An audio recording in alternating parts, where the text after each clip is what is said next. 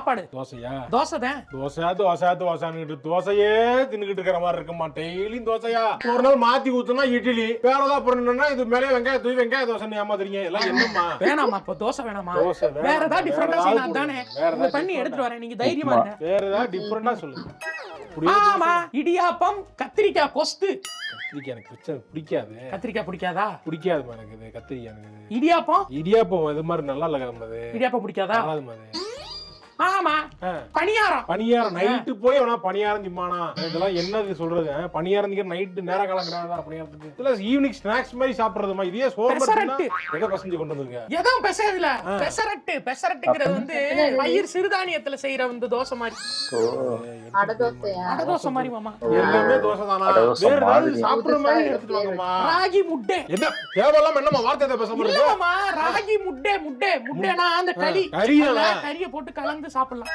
களி திங்கிறதுக்கு நேரம் வந்துருச்சு எனக்கு. மாமா நல்லது மாமா. சாப்பிட முடியாதா? வேணாமா? நூடுல்ஸ்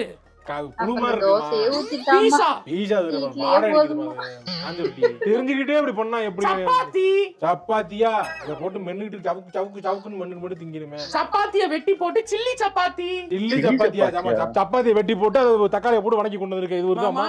உங்ககிட்ட எல்லாம் கார்டன் ராம்சேவே வந்தாலும் அவன் என்ன சமைச்சு கொடுத்தாலும் உங்களுக்கு பிடிக்காது மாமா. அப்படியா? என்னத்த சொன்னாலும் அதுல ஒரு நொட்டை சொல்லிக்கிட்டு இது இப்படி இருக்கு அப்படி இருக்குன்னா எப்படி மாமா சமைக்கிறது? சரி தோசை சுடுங்கம்மா. தோசை சுட்டு அழகா கூட்டலாம். தோசையை என்னமோ செஞ்சு கொண்டு வந்து இருக்கீங்க. அது இது அதுன்னு தோசை தானே வேணும். சரி விட்டு தோசை குடுக்குறேன்.